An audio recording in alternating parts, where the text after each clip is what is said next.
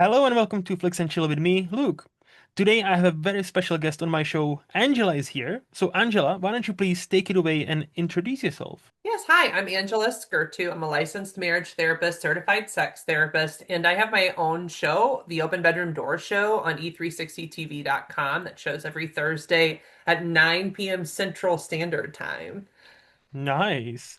So this is kind of funny. I didn't really plan this like that, and I don't think you actually know.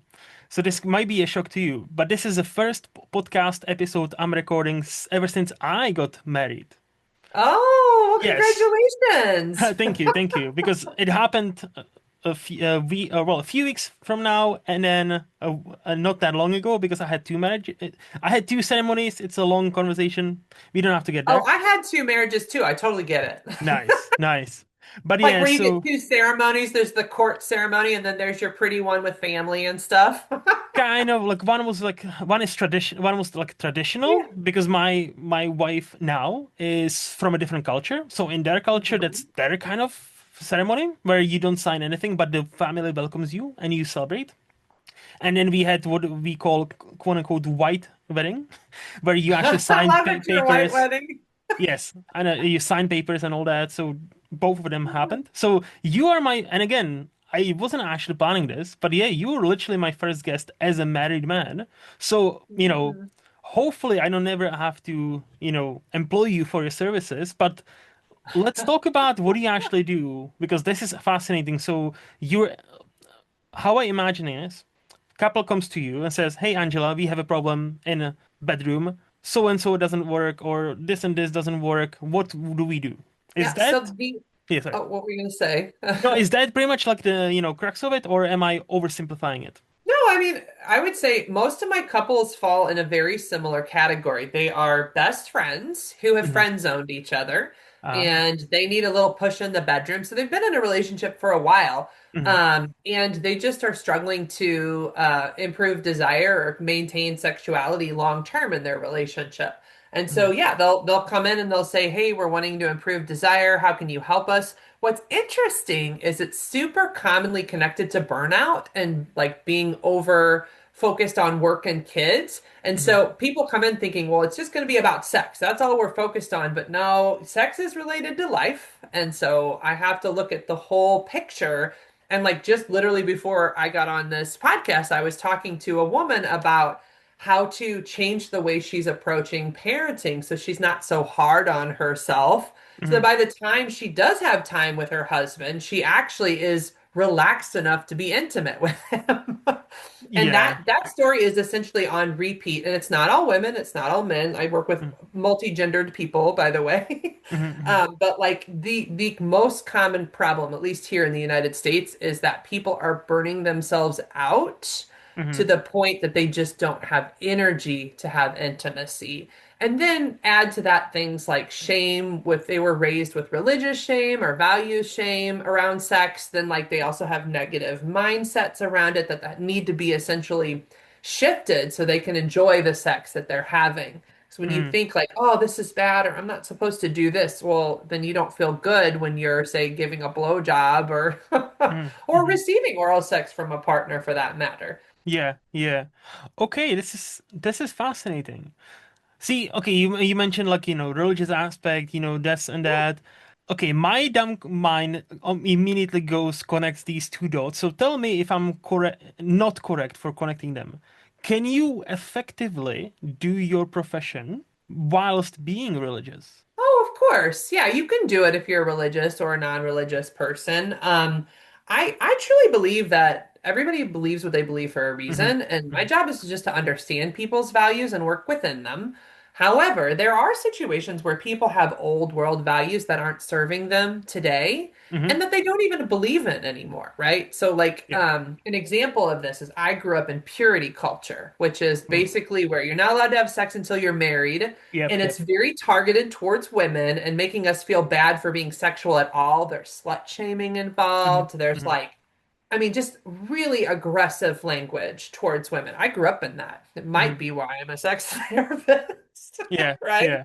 We're always working out our traumas somehow, right? Hmm. So yeah, like I don't believe in those things anymore. Hmm. but my Hmm. body still has to learn how to change what I'm mentally making a decision for, right? And so Yes.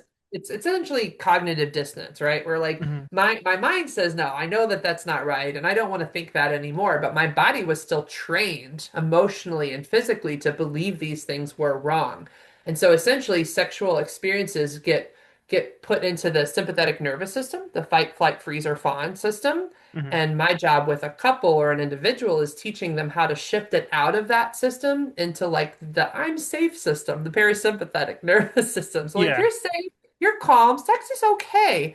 But Hmm. your body, you can't just mentally say sex is okay now and Hmm. then your body shifts. Like there's a transition to your body believing that Yeah. it's okay. Does that Yeah, make no, sense? no, it does because the reason I'm asking is like, when you mentioned the religious shame, like I cannot imagine a person who would be brought up in that and that could Mhm. separate it so well that he could be effective sex advisor or like therapist whilst still believing, oh yeah, no sex before marriage and we don't do this before this and like still has, I'm not quite, again, tell me please if I'm wrong, but I cannot imagine somebody who was brought up like that, then growing up into a therapist that is very open-minded with a lot of different things. Well, I guess therapists believe a little different, and that is that you can have your value system and your client can have a value system, and they can Hmm. be different. Hmm. I was trained as a systems thinker through marriage and family therapy, which means it's really like while you have your values, it's not about your values, it's about your client values and working Yes. with what works for them. Now, that's always easier said than done. I've had to work on that over many years to be able to work with people and whatever their value system is. Hmm. But no, like there are therapists who do still believe you should wait until marriage that are probably still doing some kind of sex therapy. I personally don't believe you should wait until marriage, but that doesn't mean I would disrespect somebody for believing it. I Hmm. do see problems with it at times because essentially there's a spectrum from rule following to rebellion. And those people who fall on the rule following side of the spectrum really struggle with shifting from sex is bad, you shouldn't do it to now we're married and it's okay. Yeah. And so I personally think that sex is a personal choice and that each person needs to decide for them when that's the right choice, mentally and Mhm. emotionally. But I do understand religiously why some people want that to be in the confines of marriage. And so I'm more than happy to work with people in that value system. I know that my rule followers really struggle with the switch from like, all Hmm. right, well, now we're married and it's okay. Well, it wasn't okay before. So how's it okay now? Yeah, yeah, yeah. How long have you been doing this job? Forever. No. Since let's see, so since 2008, I've been doing the job. Oh, And then I 17 started years. my business in 2012. So in business Okay. on my own since Hmm. then. Yeah, but you have been in this profession for 17 years now and counting. Yeah, yeah, 17 years. So in all your years of, so that's a huge, big experience. So obviously you are a great person to ask this Okay. without exposing anybody, without naming any names. Can you name us the most unique problem that's ever, you've ever encountered? Um, it's a funny question because now that I've done this so long, it doesn't feel that unique Hmm. anymore. But I do remember having a client whose son was wearing diapers. He was a teen son, and she was very concerned about, what did that mean? And so why these things, they would be unique to you, right? Or to Yeah. like somebody listening in. But Hmm. to me, I was like, oh, well, all of sex is like sensational experiences, like the sensational, like of Yeah. different touch sensations. So to me, a diaper doesn't feel that crazy. That first, it has a soft feel to it on the inside. There's a little power play dynamic that people Hmm. enjoy sometimes, like that's caretaking related. So when she mentioned it to me, I was like, I could see why you'd be scared about it. And it's just one, it was also popular in porn at the time. And so I was like, there's a Hmm. couple factors for why this is likely happening. One, maybe you're childlike sensational experience, and two, it's like the hip thing in porn this year. So Okay. just so you know, but Hmm. like she wouldn't know that, right? Yeah. She's just terrified that like some her son's some crazy, whatever you Hmm. feel when you think my son's wearing a diaper, right? Yes, But yes. like the reality is like there's a lot of there's a lot of teens trying different things Hmm. right now because they have so much access to porn that they may never have tried. Like there's people who are choking on the first date, which like that's something I'm educating on is like you shouldn't choke without having a conversation. Like maybe like take some time to get to know people and have real consent before you That's choke. definitely like a third date thing. Yeah, that's 100% at least third date. Like, yes. Joke on the third date, not on the Yes, not first on a date, first. No. and have very clear consent conversations. I will say that is shocking to me that Yes. like people are choking without having a conversation and thinking that that's okay. And part of it's because in my country, we're not learning about sex in a healthy, educated way where they're seeing it on porn and porn's making that seem popular. So they're like, oh, she wants to be choked. I'll do this. And it's Hmm. like, you shouldn't do that without talking to each other. Yes, yes. So, see, good thing you mentioned porn because and like and trends and teenagers and people seeing something trying to replicate it, right? Yeah. So, what would you in your profession in let's say last 5 years? So, like let's say take COVID 2020 upwards. What would Yeah. be the most uptick in where like where you've noticed, this seems to be a trend. What the use what and before that, there wasn't really a trend.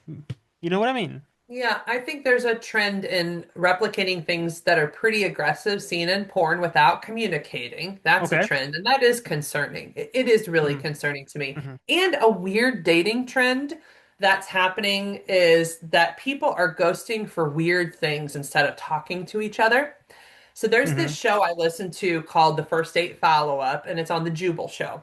Okay. And what they do is if somebody you went on a date with somebody and they ghost you, then the show will call them up to find out what happened. Hmm. And I watch this show. I love it so much. Me and my daughter listen to it in the car, and I'm just shocked by what people ghost each other for. It's almost never what the person thought. It's often really small things. Like Yep. one was potato chips. The guy had eaten potato chips before the date.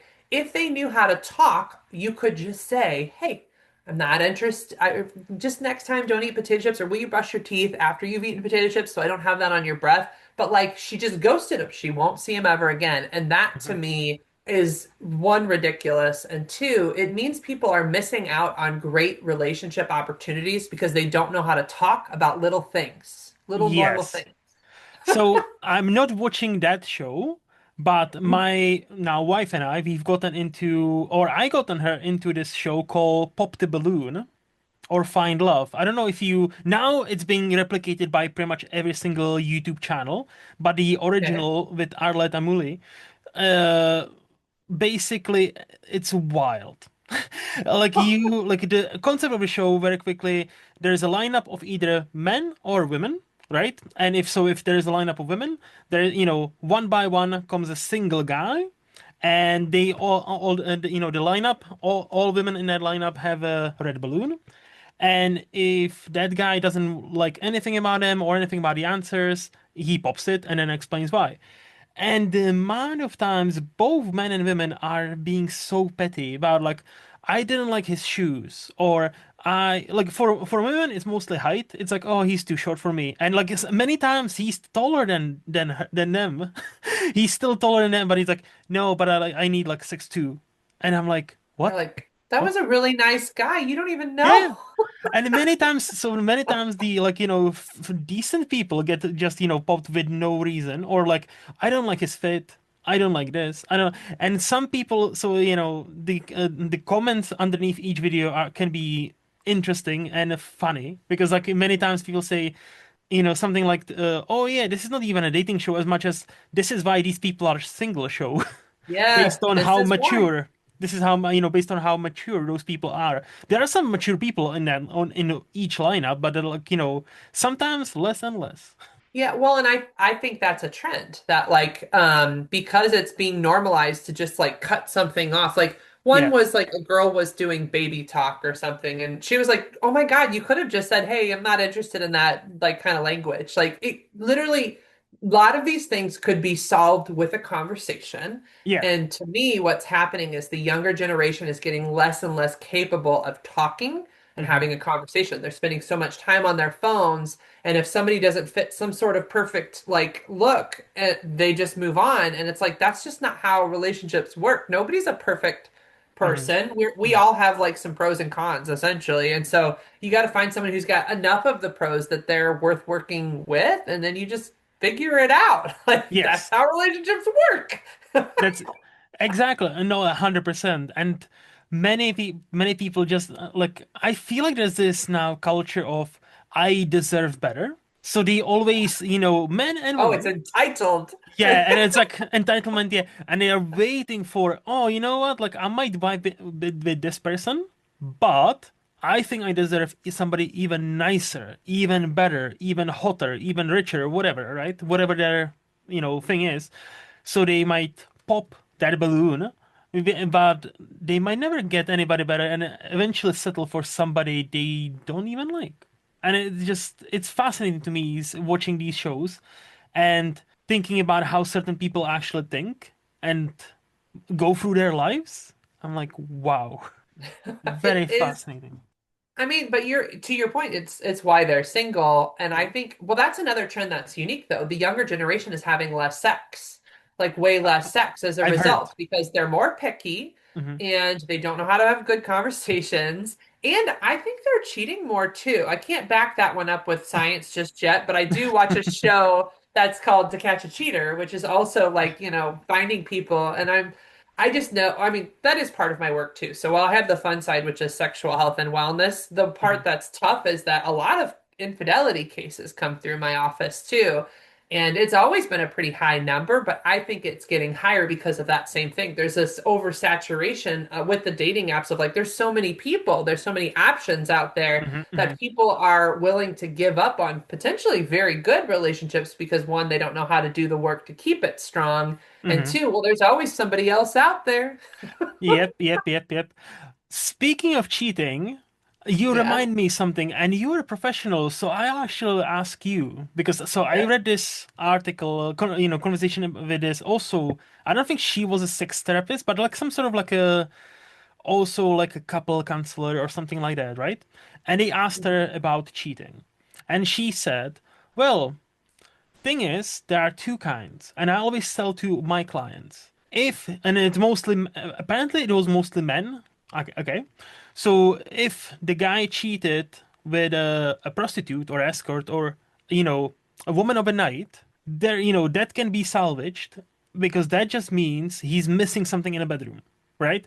And I usually tend to advise my clients this is salvageable. However, if he's cheated with somebody who, like, a secretary, a friend, and he's investing money and time into that relationship, that's not salvageable because emotions are in place.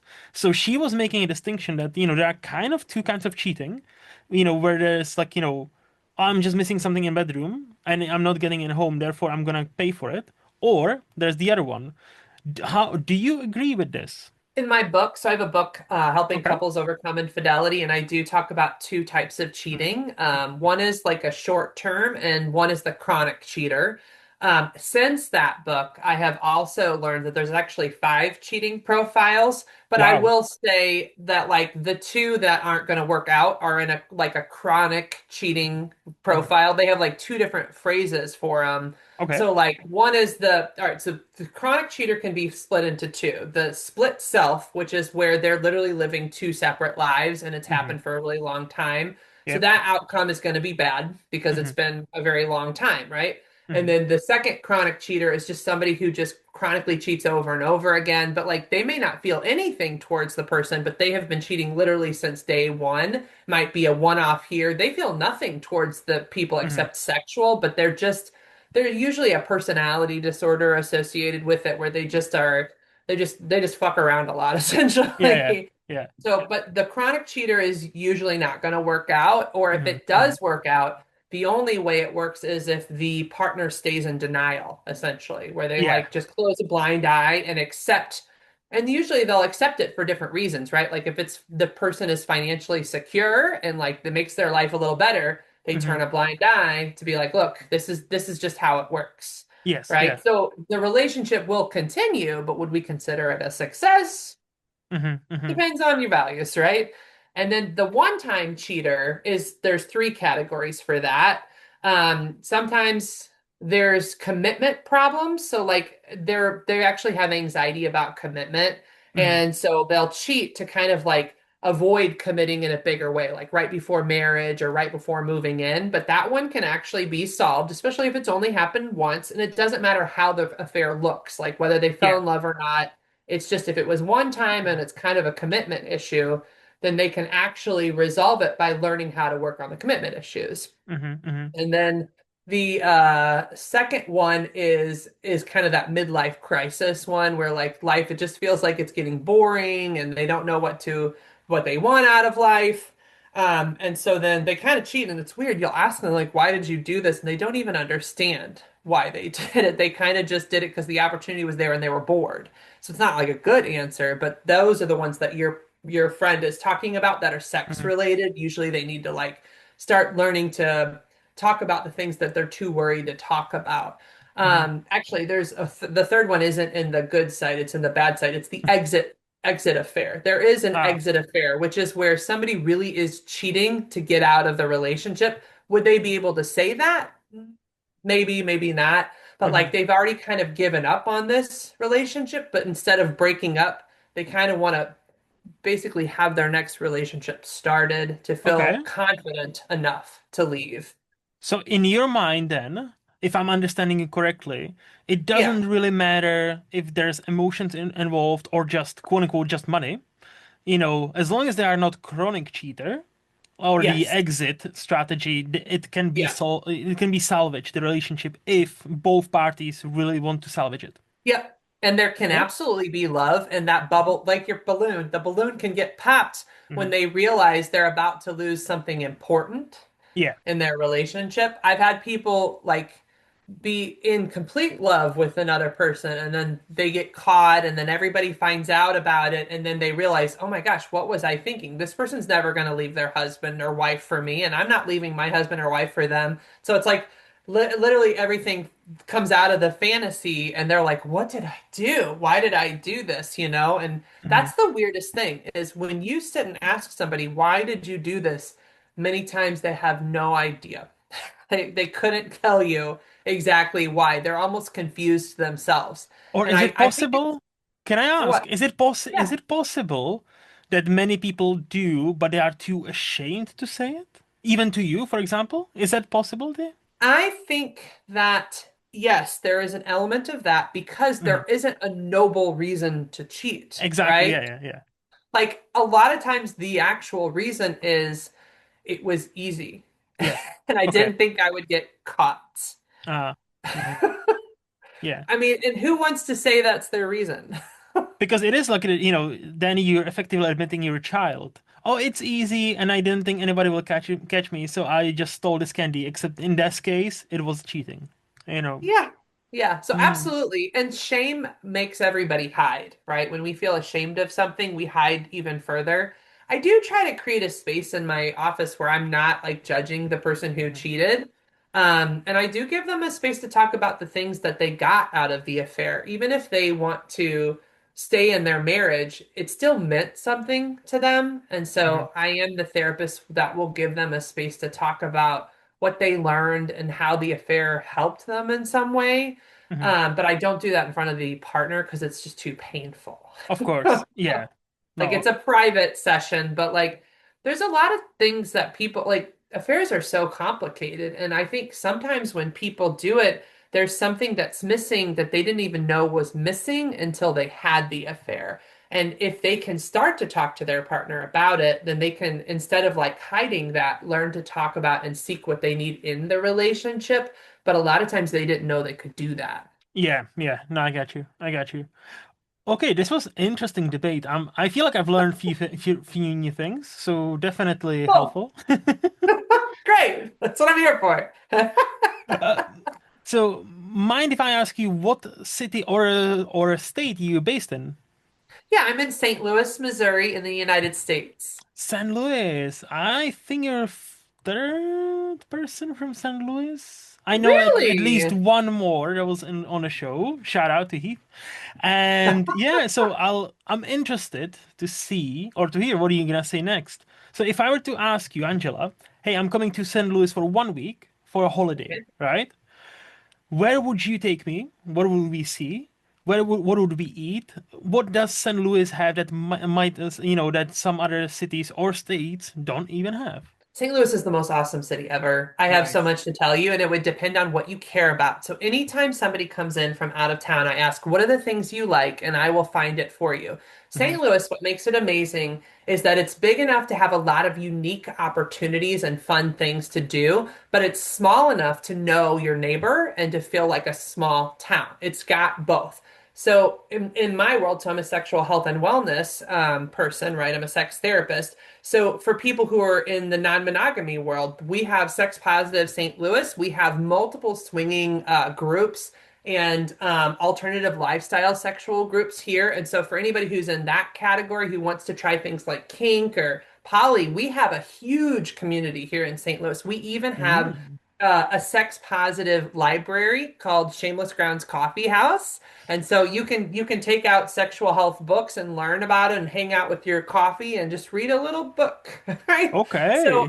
from the sexual health perspective, we also have one of the biggest oh, what do they call it? The dance that's like burlesque. I could only think of Yeah. boudoir, but burlesque. We have one of the biggest burlesque shows in the Hmm. Midwest right here Mm. at the Boom Boom Room. So if you wanted to do sexy things, I could take you anywhere you wanted to go. And like St. Louis is just such a cool place. We have a whole gay district called the Grove.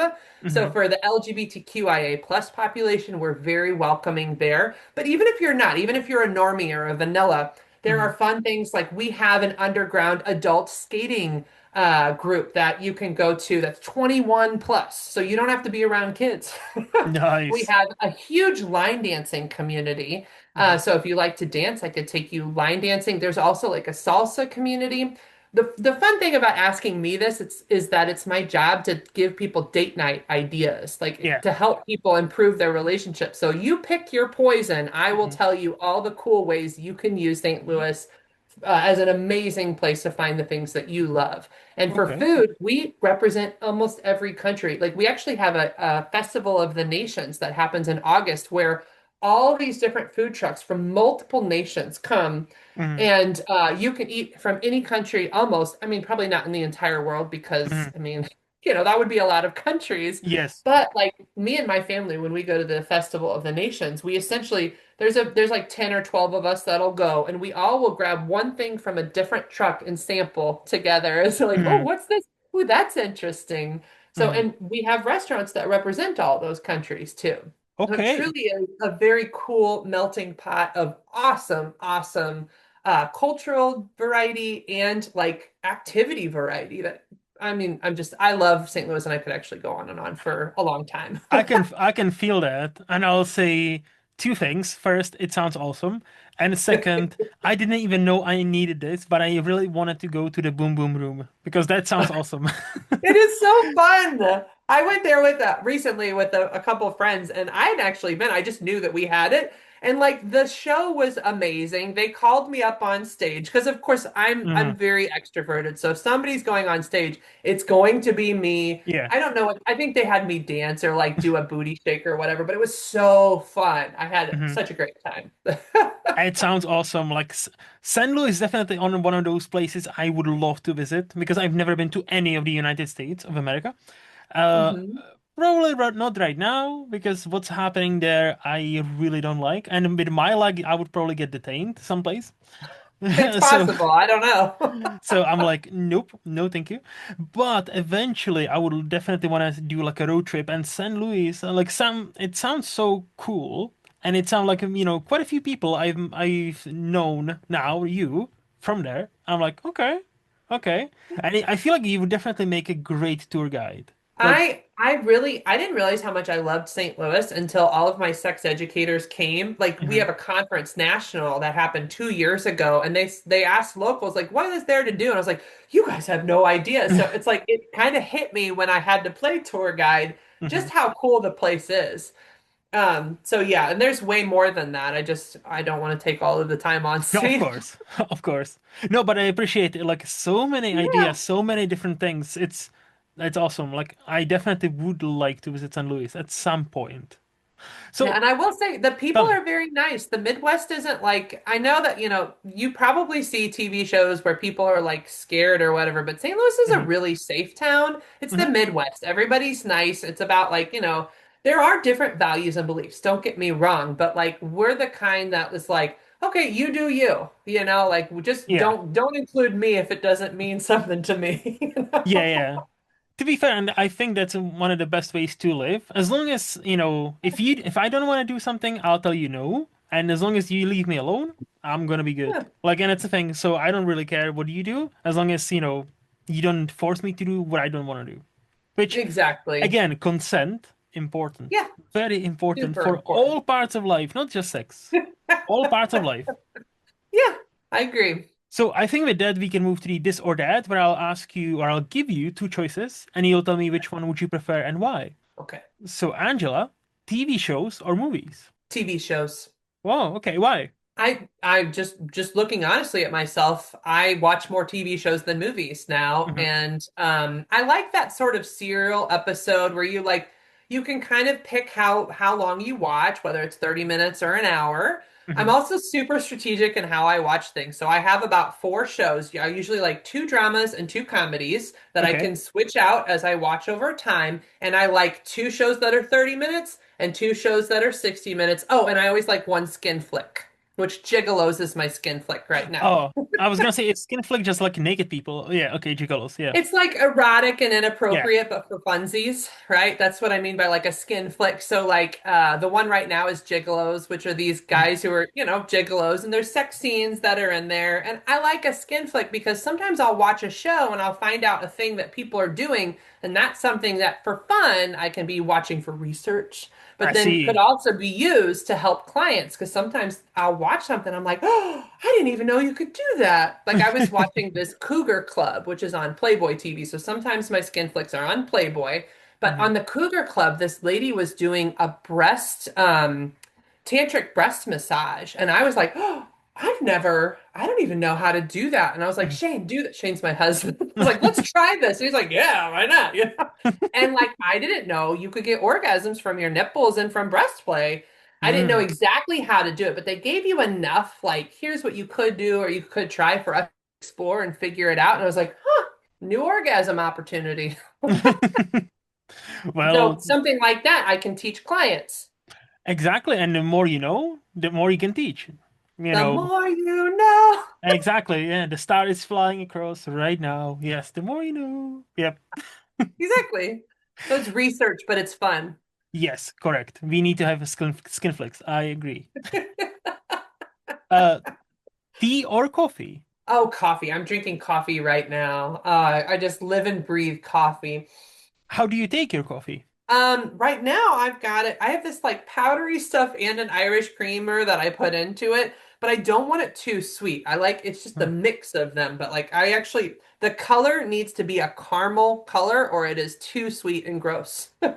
I see. Okay, okay, okay. Like it. Money or free time? That one's hard because Hmm. it's nice when you have money with free time. Yes. I, probably money. I Hmm. like free time, but I'm the kind of person that I get a little antsy with too much free time. And again, Hmm. with free time with no money, I could see like I've been in free time with no money and I get antsy Yes. like I need to work and I need to make money so I can do stuff with this free time. So I would say to be fair, I would like it in balance of some sort. Yes. 100%. 100%. Honesty or other people's feelings? Honesty. I mean, Hmm. fuck people's feelings.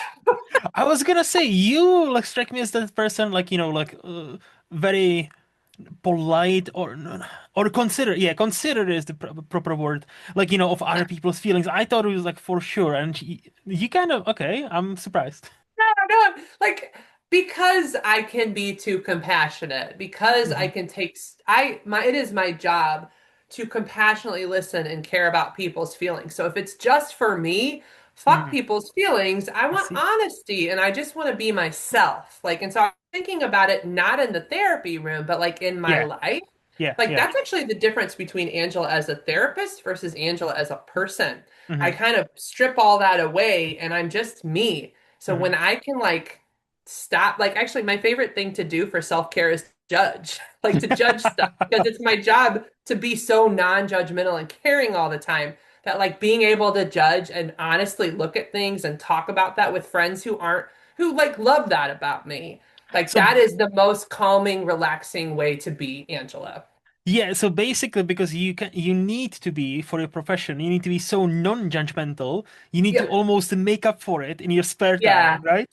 I do. Ah, So I my favorite see. thing with even these shows and TVs is to watch something and I'm like eating Yeah. popcorn, like, this is such a train wreck. Oh my goodness, this is gonna be so bad. Like, but like I don't have to do anything about it. I can Yeah. just watch and have fun and judge it and laugh about it. Like that to me, honesty and just being myself is so peaceful. I'm just imagining you watching like a reality TV show is like, huh, what an idiot.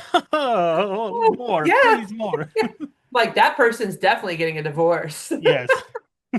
Whereas in the office, you know, it's not Mhm. my job to tell people you're getting a divorce. Yeah, Like, of it's my course. job to like help people, like, hey, here's some of the things you can do to make this better. If you don't, this could lead to this. But Yes. there's so much tact and work to do it in the office that, Hmm. like, yeah, honesty and being able to judge and say, oh, yeah, those people are fucking crazy is so wonderful, but not Yeah. in the office. That's Angela off.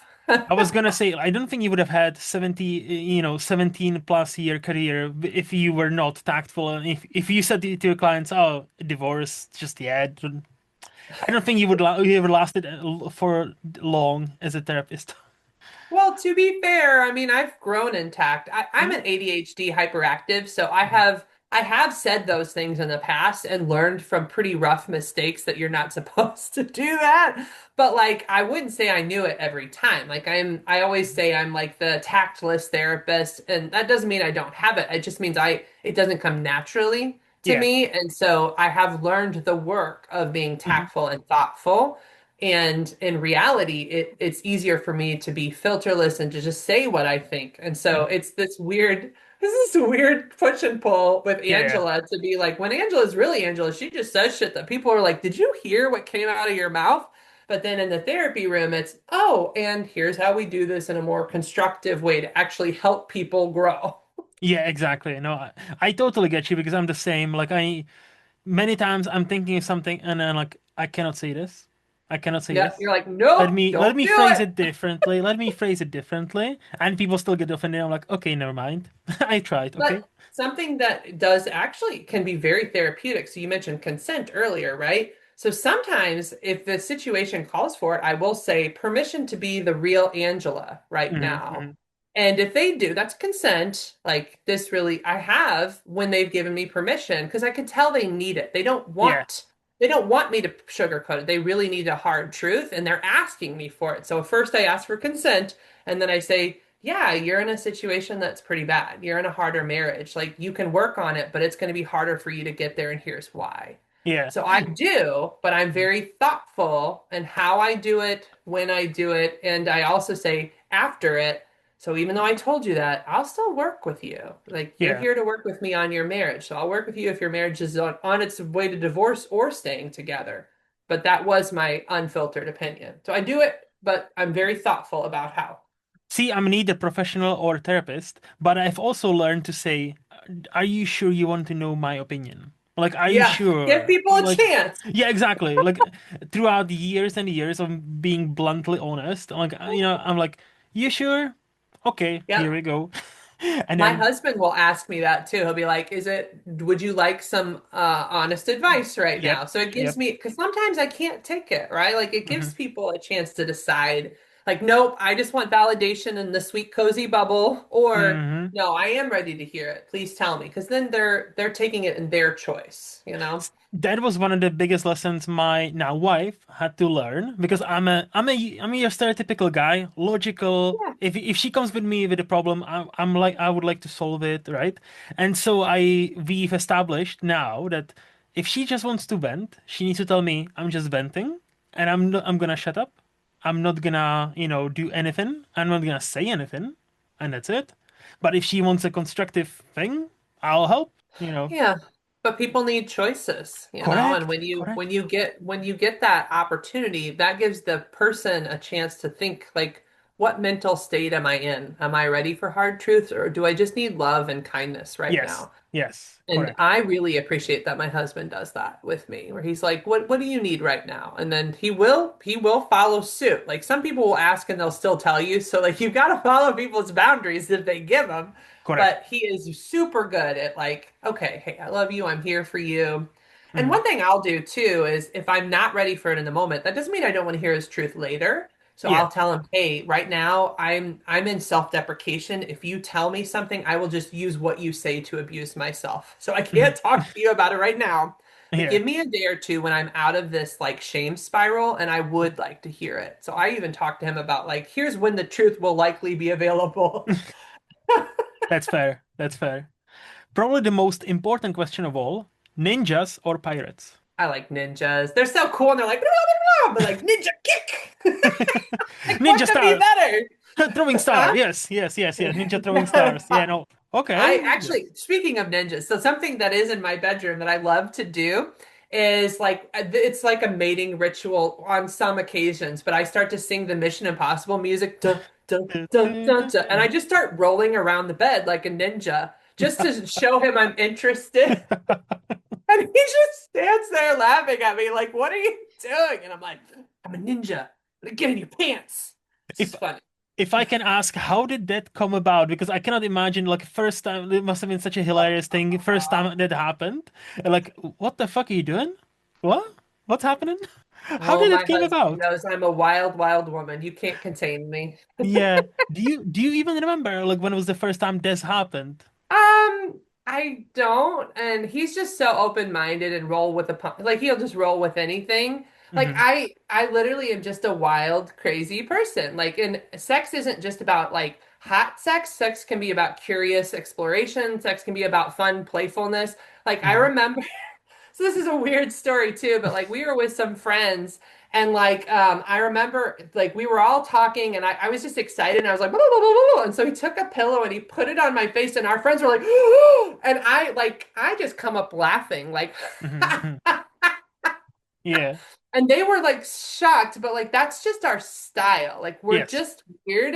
Or like when we cuddle, for example, I will like smash my butt into him. Like we're, Hmm. think spooning, but like how we cuddle is he might kick my butt a little bit and I smash my butt Yeah. into his crotch just 'cause. So Hmm. like it's just part of like I would say I'm like that bull in the china shop. He already knows that about me. So like you just play with a bull, you know what you got to expect. Things are gonna break. Hmm. Hmm. Well, and obviously he knows you and loves you, so what's more to wish for, really? Yeah, and one thing that, with that filterless honest Angela is I'm very direct. So his joke with me is you're so subtle, like, but I'm not. Like I am never Yeah. ever subtle. I'm like, are we gonna fuck or what? What's happening? Come here. Yeah. Yeah. And for him, he just loves it because many guys struggle so much with like, just tell me what do you want? What do you want? Like, Hmm. tell me. Hmm. So I'm literally like, here's what we're doing. Are you interested? And he's like, you know what? I can do that. Okay. That sounds awesome, to be honest. That It's super fun. It's super fun. And like he's got his own game too. I just mine are more like crazy. okay. So his game's more normal. Yeah. Okay. No, I'd say, I mean, I don't know if it's normal. Like one of the ways that we flirt is it by overthinking together. So Hmm. for example, when we moved into this house, he was like, "Angela, I have an idea." I'm like, "Oh, tell me your idea." And he said, we were moving into a basement, middle story, and top story house. So there's 3 levels, right? And he said, I just learned of this really cool thing that we could do where like each level is color coordinated. So when we put our boxes, we can get a sticker for each level. And he's like, would you be willing to come up with an overcomplicated way to like decide how we pick these colors? And I was like, absolutely. So excited to overthink together. And so he left and then he came back. I was like, I have an idea, Shane. And I basically was like, okay, so we're gonna do red for the top because it's closest to the sun and red is the hottest color. And then we'll do orange kind of in the middle, and then green is at the bottom because that's the closest to the ground. He's like, that's so hot. I was like, I know. And then we made out.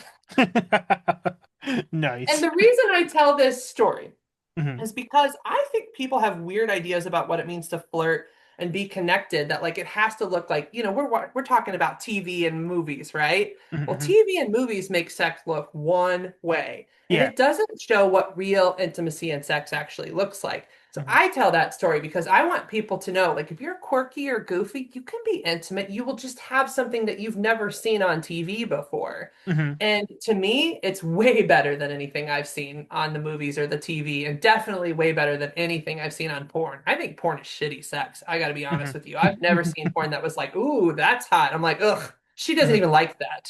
Yeah. Seriously, because I can read people's faces.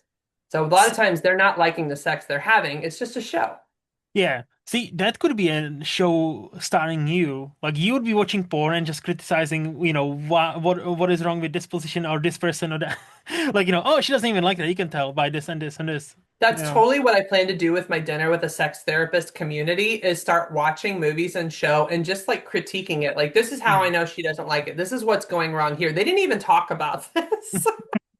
And I'll just judge stuff. Okay.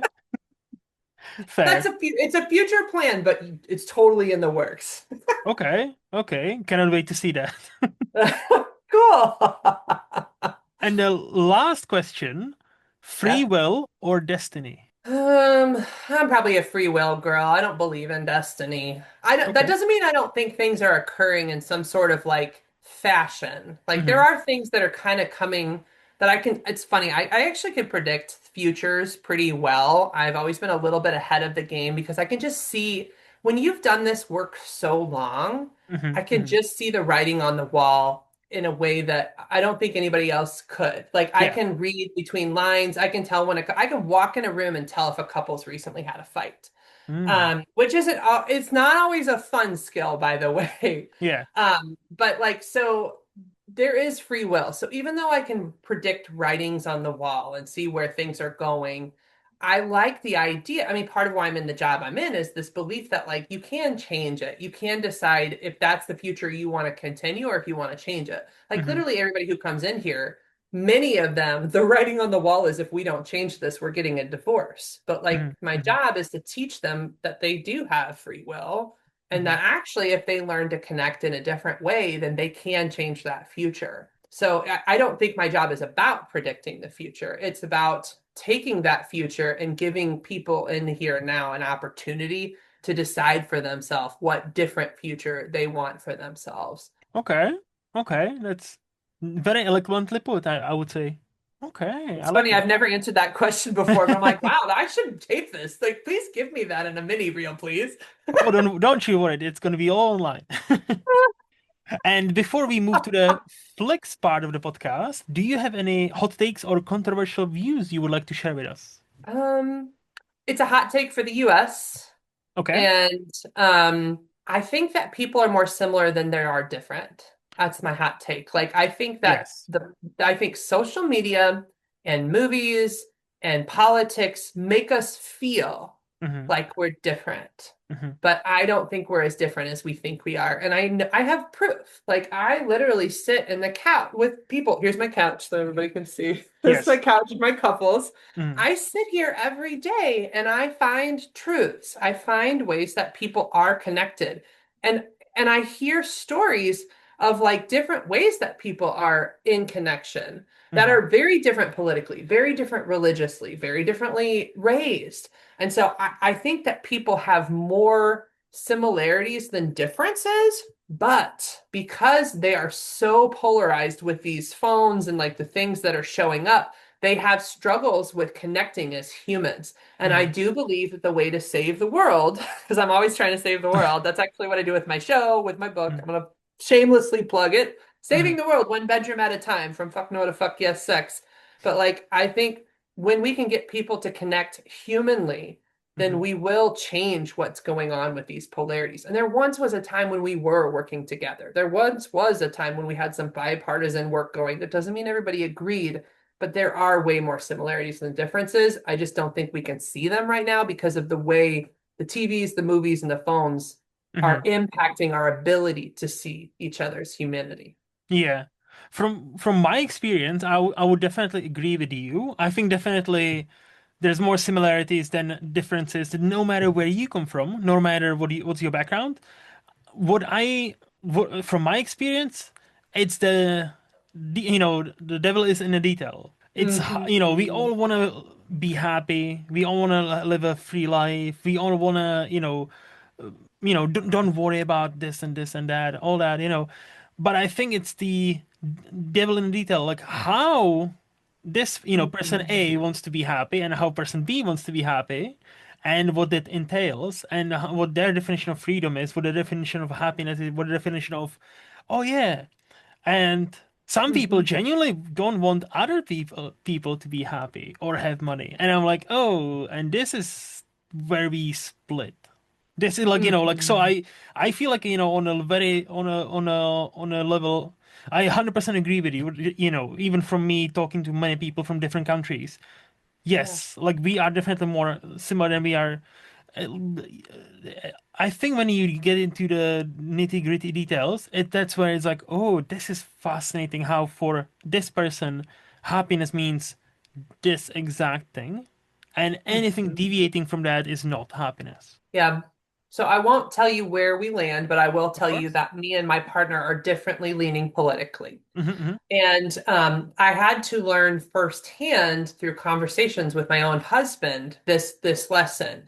Hmm. And so he's one side, I'm the other side. Okay. And initially, there were these moments and conversations where I was super triggered trying to understand where he was coming from. Hmm. And some of it came from even the bubble of like politics I had read and learned, right? And Hmm. so we had to develop a process for really seeing each other as humans and like coming off of our like our High whatever our horse. political bubbles, Yeah. right? And so we've been together for over 6 years now. And it's interesting because we just had this dinner with a couple who is leaning the way that I lean. So again, Hmm. I don't really want to talk about it. That's I fine. actually like to stay super moderate in the way I approach so that people can feel loved and valued by me. Okay. But so this couple I could tell was more leaning my way, and I could see the wife, particular, being triggered in the way that I used to be triggered when I have these conversations with my husband. And I was like, oh, I remember that feeling, but I'm very different now. I don't see my husband as some kind of threat or like, like trying to cause like horrible harm. But like a lot of what I had read in social media or political articles and stuff had led me to believe his type of person was this big terrible person. Hmm. And so it really challenged me to grow as a person. Hmm. And I'm so grateful that I am married to him because now in being married to somebody who's differently political from me, I have learned to talk very well to either side. And I don't like to share my side because people believe sometimes in talking to me because I'm there to validate and really love people, right? Yeah. Like they'll typically think I lean their way. And I Hmm. don't, it's not their business, right? Yes. But like because I'm not like essentially triggered by anyone's point of view anymore. I've started to consciously like teach myself like, hey, people believe this stuff for a reason. Like, how do you understand why people believe what they believe? What does Hmm. it mean to them? And Hmm. when I get to that deeper core understanding of them, it makes it possible for me to help pretty much anyone. Yeah, no, I totally understand it, and for your profession, that's I think totally necessary because I cannot imagine, and then it goes back to my question about whether a religious person could do that, because again, I cannot comprehend that, but again, maybe it's just my very narrow mind, and just Yeah. that's the thing, right? So it is fascinating how nowadays, I think it's kind of all in what we talked about. It's kind of like now closing in a loop. Like, young people don't know how to talk to each other. They don't know how to date. They don't know how to Yeah. do this. And like, it's all comes back to many people kind of forgot how to talk to other people. like in Yeah. real life, not over the phone, not screaming at somebody Mhm. on Twitter, you Mhm. know, not sharing a story or article they 100% agree with, but it's just yeah, Yep. it's that kind of thing where just because this person, says A, B, and C, that doesn't mean they are necessarily my enemy. It's Yeah. more like let's try to talk to that person and let's see where they're coming from, and let's see if Mhm. we can maybe meet someplace in the middle. Maybe. Well, and I think my topic in particular, sex, is a universal topic. Everybody wants to have a good intimacy with their partner. We want to feel connected and close. So here's Mhm, how cool it shows up in my work. So I have my YouTube channel, youtube.com/ at open bedroom doors. And mhm, that's where I have my show. But like my content, here's how far and wide it spreads. So I have on the one end of the spectrum, I have a church of group people that are watching my videos in their Sunday school every Sunday to talk about and figure out how do we improve our sex life as a couples Sunday school group. Now move all the way to the opposite end of the spectrum. I also supervise sex therapists across the nation, and one of my supervisees told me that her client was working with his dominatrix on one of my videos, helping with erectile dysfunction to figure out how they can have a better sexual experience. And when I heard this, I heard these in the same 2 weeks, by the way, and I was just okay. tickled. I was just tickled. I'm like, sex is universal. Yes. Everybody, I don't care where you believe, where you come from, sex is universal. And that makes me so, so excited to be doing the Mhm. work that I'm doing. That's awesome. And again, sex is universal. See, Yeah. that could be a title for your second book. Yeah, Sex is absolutely. universal. Like that. That's simple, catchy, to the point. Like you Sex is see that book, universal. you see that book on a shelf. You're like, oh, it is. Well, let me see It what this is. book is about. I'm gonna write that down. So yeah, I think that was a great discussion. So I think we now can talk some movies because Okay. that's the reason we're here. So Angela, what is the last quote unquote new movie you would rate 5 out of 5? So anything 2020s. All right. Well, Yes Day with Jennifer Garner. I Okay. just looked this up before our interview. Yes, we might have done some prep before the interview, but people will not know. Okay, so shh. Don't tell people that Yeah. I prepared. I had to prepare. So, Yes, Stay with Jennifer Garner. It's actually one I watched with my daughter. She brought it to my attention. I have a 10-year-old. And it's this movie about like these kids who basically the mom always says no. She says no, no, no, constantly. No to this, no to this. And what's interesting is like there's growth for the mom and growth for the kids. So the kids, Mhm, like there's this disconnect between the kids and the mom because of it. And the mom feels like she always has to be the bad guy and like she never gets to have fun.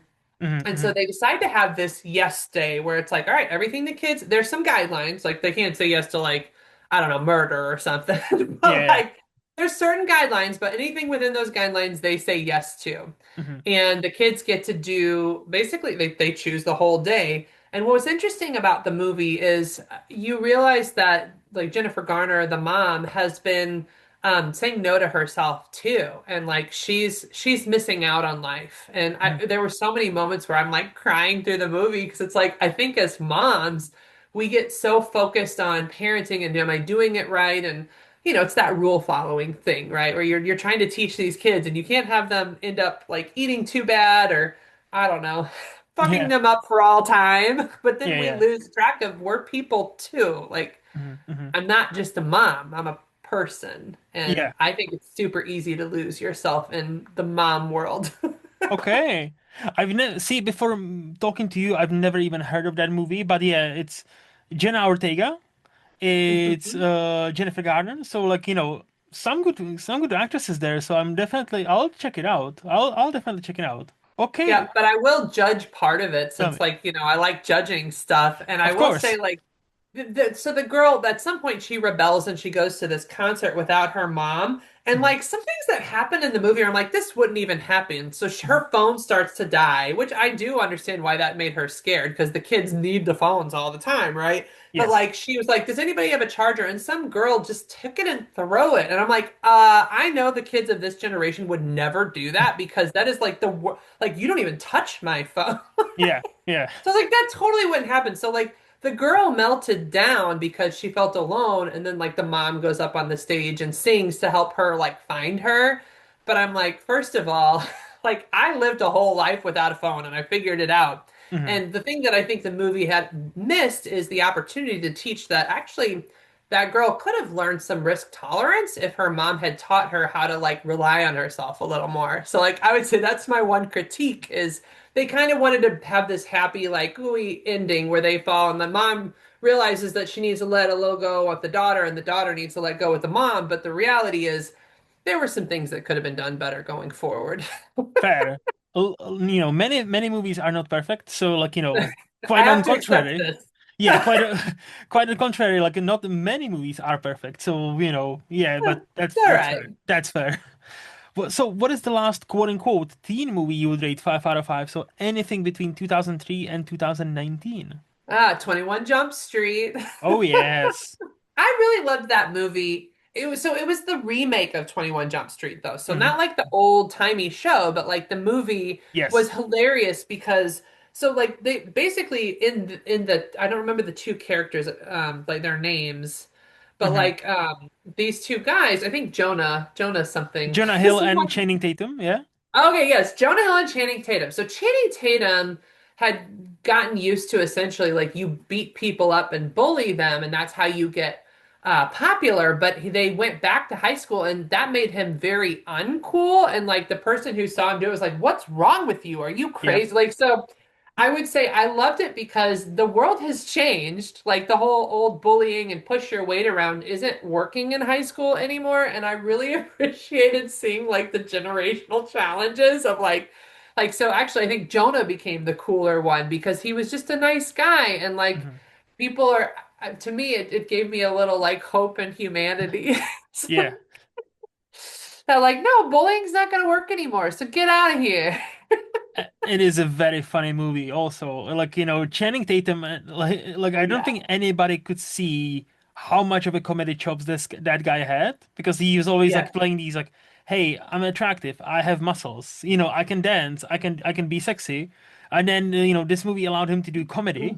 And you're like suddenly, oh, Channing Tatum is funny. Who would have known? Like, who would have Channing thought? is hilarious. Did you see him? Yes. He was in some the End of the World movie and he was like the sub to some Yes. dom. Like Yes. and I was like Channing is like he's a cool dude. Yeah, he definitely is not afraid to make fun of himself. Like, that's always appreciated. That's He is. He is super fun. I love Channing Tatum. he is cool. He is cool. So, what is the last quote unquote adult movie you would rate 5 out of 5? So, anything between 2002 and 1975. So me and my husband got this game idea from another couple. Actually, that couple we recently had the conversation with that I mentioned. Hmm. And what the game is you watch old teen flicks from when you were a kid Hmm. that are boob flicks. So the Ah. game is you before you watch the movie, you each make a guess for how many tit shots you're going to see. And they can't be from the same actress. So like it Mm. has to be a different actress and it can't just be a picture. It has to be their actual boobs. Yeah. And so, like when we recently watched Fast Times at Ridgemont High, that was the first one we decided to play this game with, and he guessed three, and I guessed five, and we both were wrong. There were only two, but it's Mm. interesting because like I remember watching some of those movies and like having way more tits involved. But maybe it was just that like it was so exciting to see the boobs that Hmm. like it felt like more or more intense, but really there were only two and it Hmm. was the two girl leads. And like, what's funny is when we watched it, he was like, "Oh, this is that like special pool scene," and I was like, "What's the pool Yes. scene?" And then Yes. we saw the pool scene, and I was like, "Okay, I'm seeing it. She's wet, she's cute, and her boobs come out." And you're like, "All right." So that's the new game we're gonna play with some of Mm. these older movies. Is we're gonna watch those like the up all night movies that you watched when you were a kid because you're just like, I just want to see boobs. First of all, that's a cool game. Second of all, there's, no matter like as a man who is attracted to many boobs, there's, He's like, I love all the boobs. yes, there's no, it doesn't matter how many you've seen in your life. It's never enough. It's just like, it's always like, the George Costanza bit, like, but you never look at them directly. You always take a peek. You can never stare at them. It's like a sun. It's that kind of thing. Oh no, But I like looking at him directly. I'll just burn my eyes you out. you can because you're a woman. I cannot just be like, hey, hello. No, I'm a big dude. That would Oh, be very creepy. Like I need to. No, no, no. oh no. It can become a part of your flirtation. Just look right at him and smash your boobs in their face. It's wonderful. Yes, 100%. We'll do that tomorrow at work. Definitely will not be called to the No, no, I HR. meant with your wife, not Of like course, at no, work. no, no, with That would be wife. an HR No, problem if exactly, you did that. exactly. No, with wife, no, she knows. She knows I appreciate. No, no, I she knows I gotcha. appreciate him.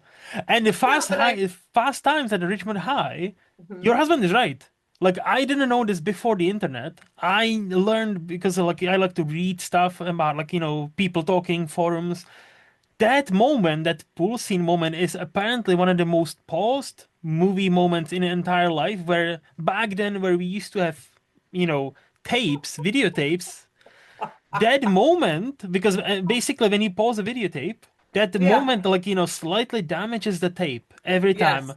And for many the stores, what they would found, that moment was pretty much like blurry because how many people Oh, pause that to see? oh. Yeah, They're yeah, masturbating, right? yes, yes, Oh my God. I didn't know that. He just said he had read somewhere that that was some infamous scene. And I was like, it yes, was hot. Don't get me wrong. But, I guess we just didn't have access to hot things back in the day. So that was like, oh my gosh, she's wet and her boobs are out. yes.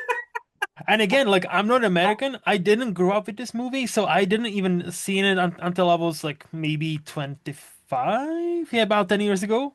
But I already knew about that scene because of the internet, because of like people talking about the scene. People were like, "Oh yeah, I lost a lot of time on that scene." I'm like, "Oh, I see, I see, I see." Well, see, Okay. the first time I watched it was in the last month actually, because Mhm. I was born in 82 and I think that's when it was made. So it Yes. totally wouldn't have been appropriate for me to watch in any of the first decade of my life. So it wasn't popular then in Yeah. the 90s, right? So Hmm. yeah, but we're like, yeah, let's watch the old 80s, skin flicks. And I'm like, okay, I'm into this. This will be fun. It's just goofy, it's Yes. just I also love dumb movies. Like, I don't need movies to be great. They can just be dumb and quirky, and sometimes that's what makes it awesome. Correct, 100% with you. Like, there's a space for all kinds of movies. Yep. Give me the dumb action. I was Yep. brought up on dumb action blockbusters, So so I have a hey, movie spectrum I want to share with you that's super okay, important. And because movies aren't like a spectrum like this, they're a circle. And yes, so when there's really good movies, but there's a point that a movie gets so bad that it wraps around and becomes good again. And yes, like Mystery Science 3000 is a perfect example of like finding movies like that like it's so bad it's good again. Like because correct, it's a circle. You don't realize, but it's a circle, and that's the spectrum. So it's like there's really good movies that you can watch again and again, and there's also really bad movies because they got so bad that they're so fun to make fun of, and like you feel connected to your people watching them. So like this is literally the worst movie ever. I love it so much. So that's the movie 100%. spectrum. And I'll recommend, okay, are you and your husband, Shane, are you fine with watching horror movies? Yeah, we are. So I will recommend not only a great boob flick, not only a great because this I genuinely believe I had a conversation with my other friend also Shane about this, that this is the pinnacle of it's so bad it's good.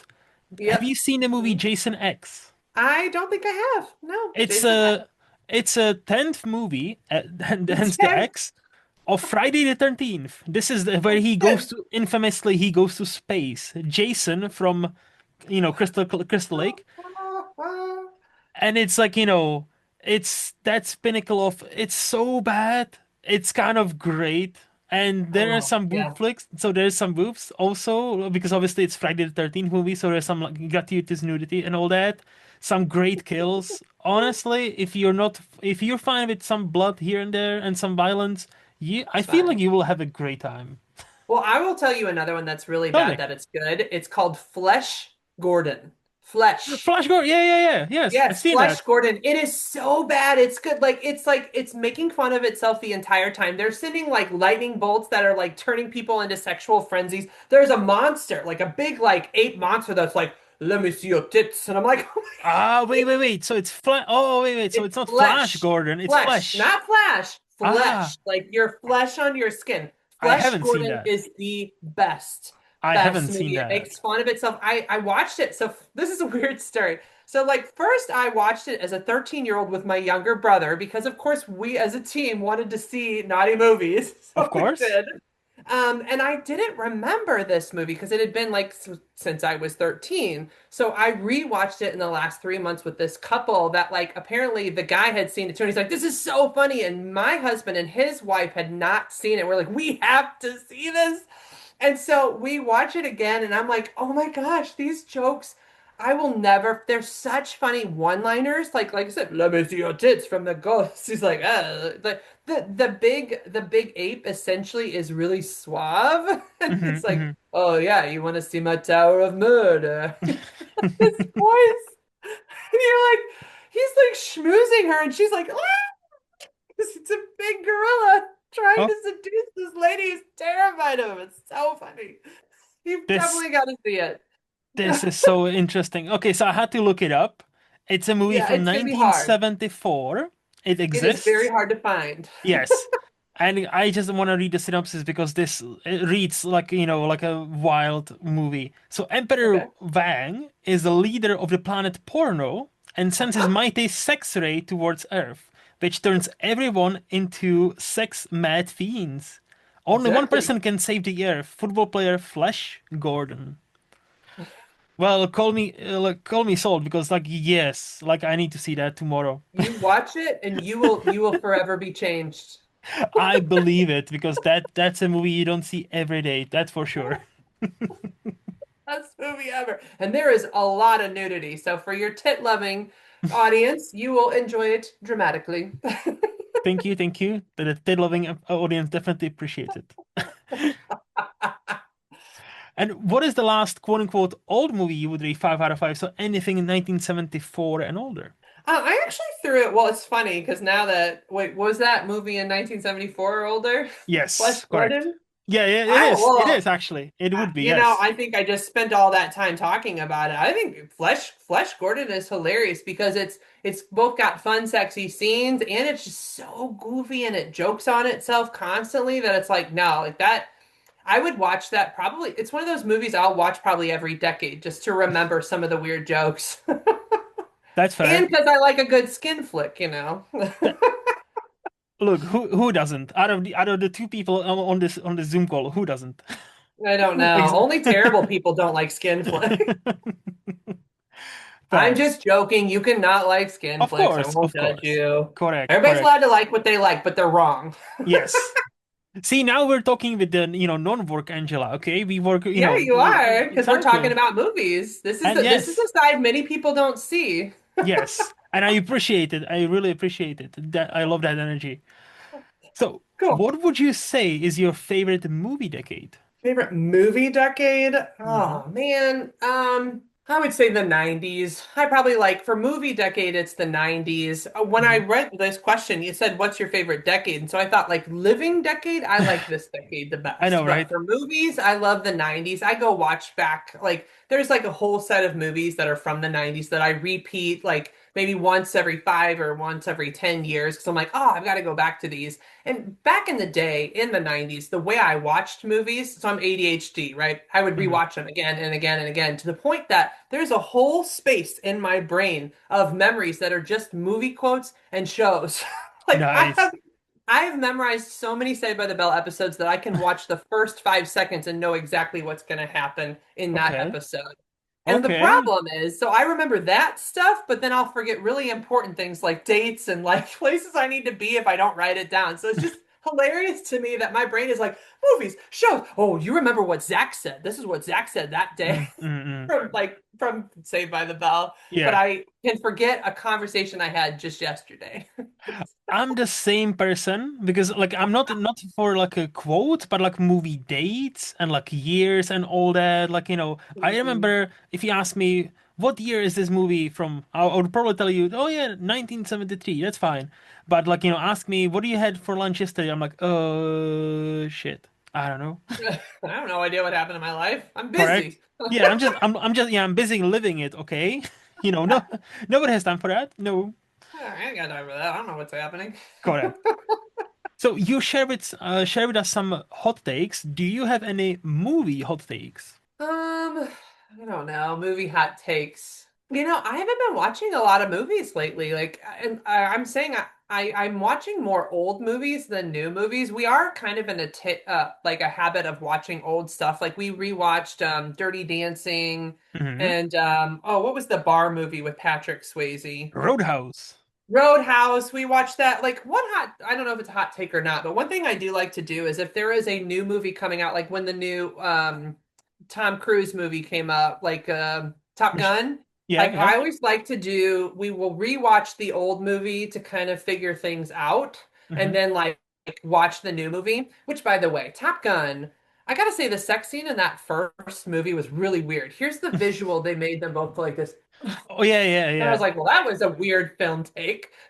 I do critique sex scenes too, because I'm like, that's not even how people fuck. Yeah. Like, uh. I'm like, is something in their throat? And there Yeah. wasn't. There was no oral sex happening. Nope. No. But Fair. like, how they had to do, they would kind of do sexual things and then fade out. So they wanted it to look hot. So it was like a silhouette sort of thing. Yes. So I guess my hot take is sex scenes suck often. And nowadays, many young people don't like to see sex scenes in movies. I know, because the young people are having less and less sex. It's really weird. They're getting averse. It is kind of interesting. Like I understand if, yes, I remember when I used to be young, where like, if sex scene come up and I was watching it with my mom, of course that was uncomfortable. But now, like watching it with my wife, I mean, why would I'm not uncomfortable. But I like, have another one I want to share with you tell too. me, This tell is me. weird. So, sex is being systematically removed from the younger movies for like kids and teens. Hmm. And I only learned this because I was watching some old movies from my childhood. Camp Nowhere was one of them from growing up that I watched with my daughter who's 10. And I was like, "Oh, Camp Nowhere, that's going to be a fun movie." And she was like, "Wait, kids kiss?" Because there were these kids making out that were like 13. And she was Yeah. like, "Kids kiss?" And I was like, well, yeah, I mean, sometimes they do. Like, like you kind of date and you start hitting puberty, and it hit me. Like, we are watching movies that are her age level, and there's no age appropriate intimacy being Hmm. shown. Hmm. Like, to Hmm. me, 13-year-olds making out is age appropriate intimacy.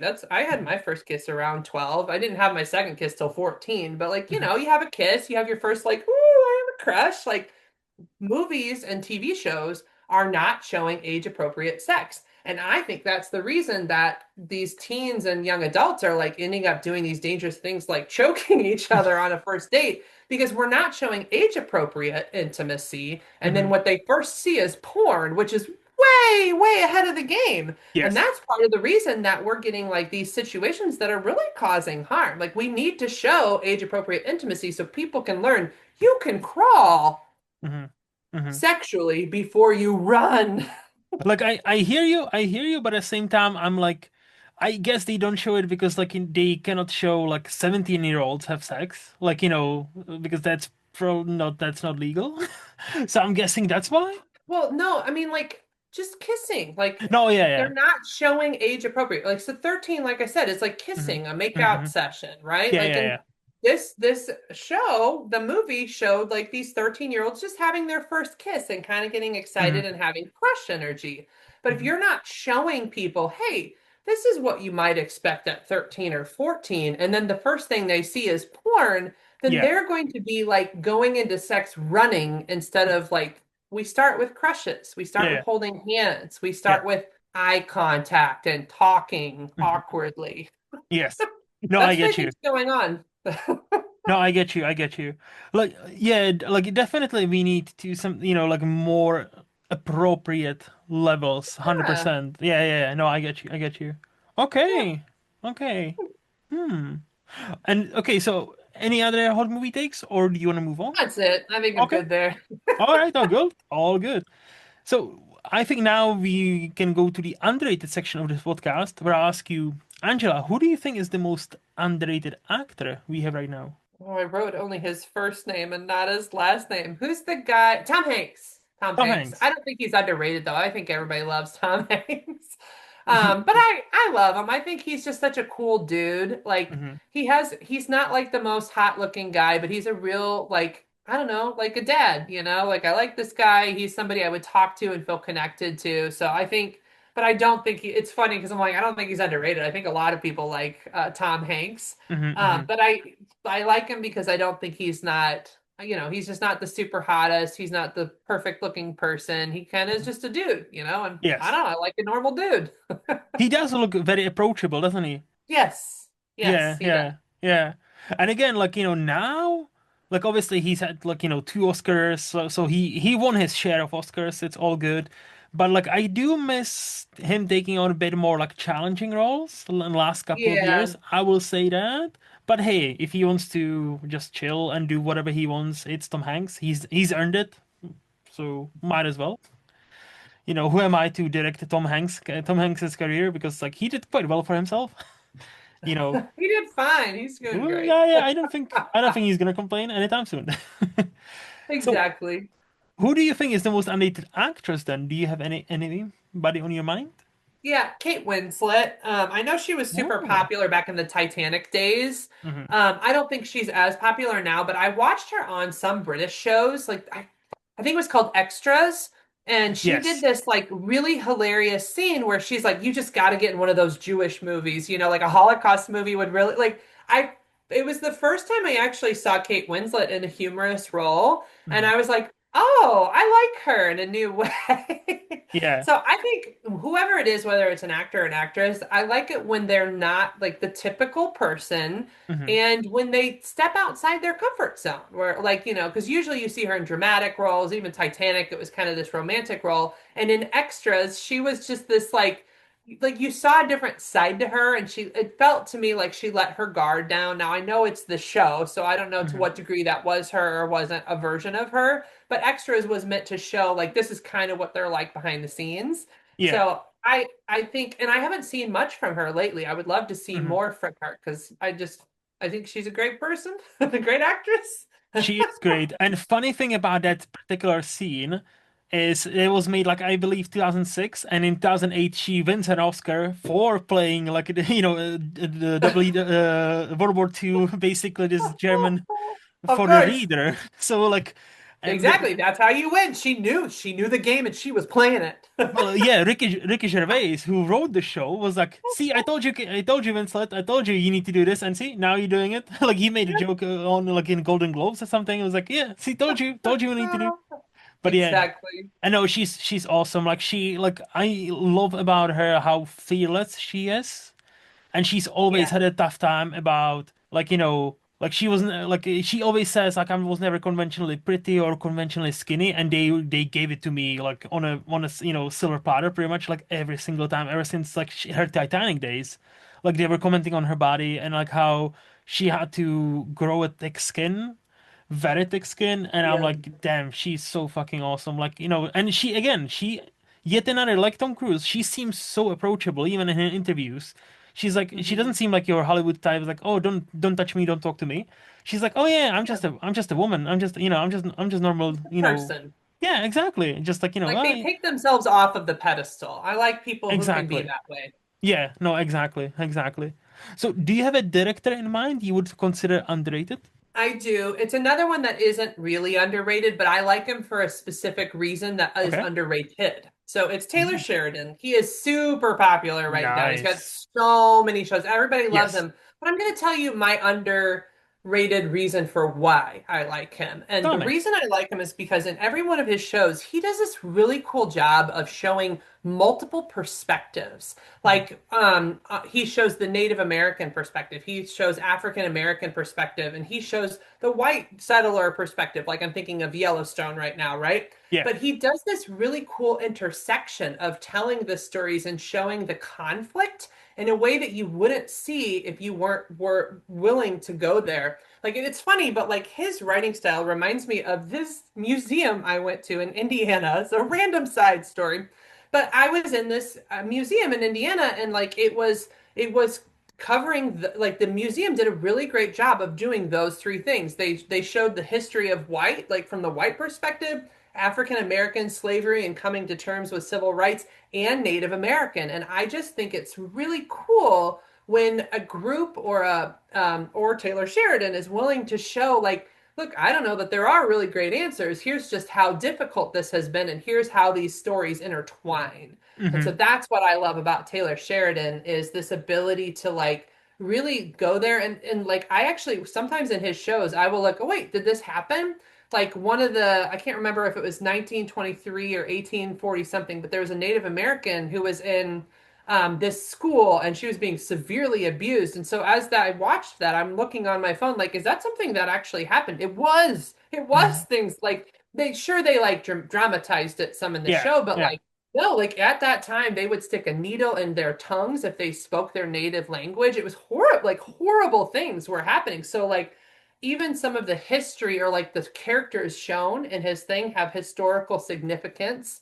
And Hmm. so it's that's kind of a fun part of watching some of his stuff is to look because I do that no matter what. If a movie shows some sort of historical reference, like my husband's really into sociopath shows right now, and he's watching the Ed Gein series. I can't Yeah. watch that because too much trauma is hard for me as a therapist, but he'll tell me this story. And as he tells me, I'll look it up and I'm like, oh, well, some of that's true and some of that is over dramatized because I like to just look like what's the real story Yes. versus what's actually happening. Hmm. Hmm. Um, and so I just think what's cool about Taylor is they really are doing research to like see, oh, there's this story and this is where this person showed up. Like there was this woman sheriff that actually existed at the time that shows up as a character Hmm. in his 1923 show that like we looked up and I'm like, oh, that's a real woman. That's cool. And she was a sheriff as Hmm. a female. Like who is that badass chick, you know? It's just Yeah. neat.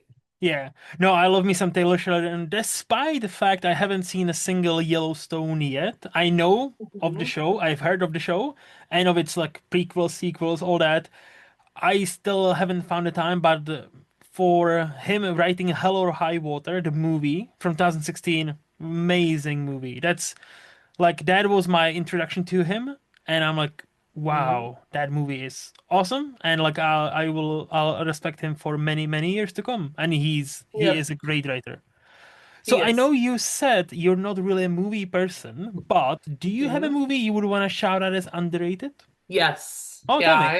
I have two, but I'm gonna only tell you one for now, and it's Home for the Holidays by with Holly Hunt. Holly Hunt Oh, or Holly okay. Hunter. I'm trying to like, is it Holly Hunt or Holly Hunter? But Hunter, I so Home think. for the Holidays is a what's that? Holly Hunter, I think. Yeah. Okay, so Holly Hunter, she is going home to see her family, and Mhm. she just loses her job. Robert Downey Jr. is in it, so it's like it's this stereotypical dysfunctional family that you're going to for like Thanksgiving or Christmas, and like it was just such a powerful movie to me because like there's this like there's the showing of like how the family kind of sometimes gets along, but then they have these fights and how they understand each other, but then they don't understand each other. It was written at a time when coming out was still very challenging. So the Robert Downey Jr. comes out as gay, or he wasn't out to the family, but like Mhm. it kind of comes out and like there's this like the chaos around how do we address that? And like how the parents like still loved their kids, but like the sister couldn't love him. You know, like it was so interesting and intriguing. And I think it's just this perfect portrayal of like what it means to be a family and still try to like connect with each other, even when you're so different in the way you are and how you like live your lives. So it is one of my favorite holiday movies that I typically rewatch over and over again, actually. Okay. I had to look it up, and yeah, I've never seen it, but there's a that seems to be a remake of the original Home for the Holidays. There's like a movie from 70s, I believe. I didn't So know that. I'll have to watch the 70s one. me too. Like I see that's what I like to do. If I am recommended something and it's a remake of something, I usually try to find the original and the remake and watch them both to see, Mhm. what is it about. Okay. Okay. Thank you for that recommendation.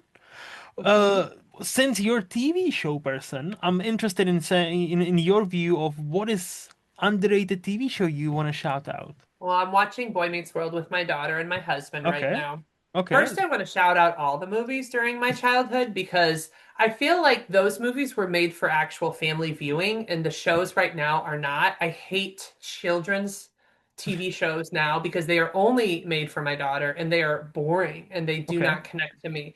but we watched, so we started with Alf and now we're watching Boy Meets World. And what I'm loving about Boy Meets World is, like I said, it was made for the whole family. You didn't have a lot of options back then. So when you were sitting down as a family, you had to have something for everyone. Yeah. And well, again, so I'm talking about age appropriate sex ed, right? So Corey gets a kiss from Topanga and he has the perfect response.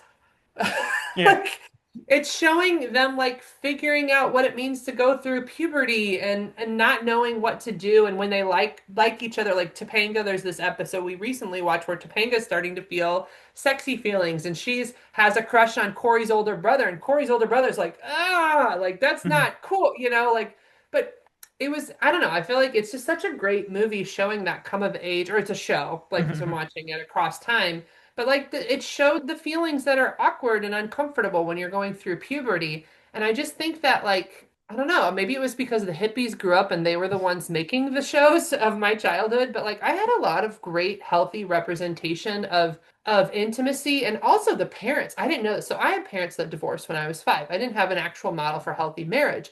But in Corey, Boy Meets World, I grew up with that, and the parents are showing modeling a healthy relationship. Like they run away on dates with each other, they kiss on the show. You can show them intentionally putting time into Hmm. their relationship. And I was like, oh my gosh, I had a healthy model of marriage. It just was on TV. And Yeah. that felt really cool to realize, like, they're like people who have healthier marriages often have had something somewhere modeled to them of like, this is what it looks like. And Hmm. so it was really neat to like to see that, and I was really appreciating that they were showing, look, this is what it takes to keep a marriage strong. Like you can't Hmm. just make it all about work and kids. You have to find time for each other. Yeah. So Yeah. big shout outs to Boy Meets World. I've see this is funny because I've never seen the episode of this show, but I always hear about this. Like I know Yeah. it's a famous TV show. I just Hmm. I've never actually watched any single episode, so it might be something I actually might put on because I feel like even my now wife would appreciate it because it's a it seems like it's a kind of like a casual, like not so dramatic TV show you can watch and appreciate, and she Yeah, and it's definitely likes hilarious. those. And I'm yeah. still cracking up laughing now at it, like, and it's years ago, so totally worth it. No, I believe you. I believe you. So, Angela, this was a blast. Thank you so much for spending some time with me. You've been kind and patient enough to answer all my questions. So, before we say goodbye, let's flip a table. Do you have a question or two for me? What's your favorite movie of all time? Hmm. So, my favorite movie of all time is Lost in Translation, which is, Oh, I don't know if you've seen. yep. Yeah, okay, great. So, yeah, and it effectively changed me and my life in a way because I seen it for the first time when I was like 14, 15, so very transformative age. And it was one of the first movies, and I was like, oh wait, movies can be different. Movies don't have to end well or happy, but it's still, it's still fine. Yeah. And it's my comfort movie. Even though I've only watched it like 4 or 5 times. I don't put it every single day or every single week, like many people do, like with their favorite movies. But it's just, Mhm. yeah, it's for me, it's always held that special place in my heart where I would not change a single frame. I have one more, and then Tell me. that's all I got. All What's right. your favorite bad movie that's so bad it wraps itself around to good? Bad movie. So, see, immediately Jason X would be probably that. Yeah. But like, oh yeah, you know what? I'll recommend this one, another horror franchise, and I was just talking about it on another podcast. So 2, 3 years ago, I watched all the Leprechaun movies. I don't know if you are My aware. God, I've seen Yes. those. Have you? Oh, have you seen? Okay, okay. Have you seen Leprechaun 4 in space? I don't, so I've at least seen the first or the second. I Okay, don't okay. think I follow them that far. Okay, that's fair. That's totally fair. Look, I'm a completionist. You love the space movies. That's I like a genre that is I just know. for you.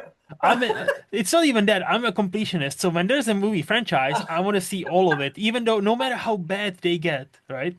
Like And you the want to movie see how far it goes. exactly, and how bad they will get because some of them they're bad. But like Leprechaun 4 in space, it's amazing because he all of a sudden happens to be in space. No real explanation. There's a princess, there's a Of pot of course. gold, he is in space.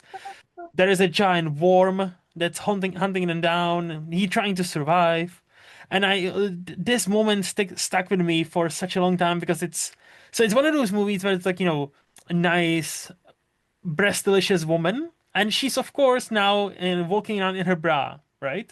And I'm, and in a movie, there's such a weird point in the movie where I always thought somebody on that set must have said to the director, "Hey, we cannot really have her walk around in a bra, right? We should really put some shirt on because it kind of seems a bit more like sexual." And the director was like, "You know what? You're right. Everybody else is has their shirts on. Hey, muscly guy, take your shirt off." So there's a scene where they are walking towards like an enemy or away from the enemy, from the like giant worm, and all of a sudden the big leader of the group, the muscly guy, stops, takes his shirt off, and picks up the gun and goes and spends the entirety of that movie for like next 20 minutes or so shirtless. And I'm like, I would love to believe the director was like, yeah, we cannot be sexist.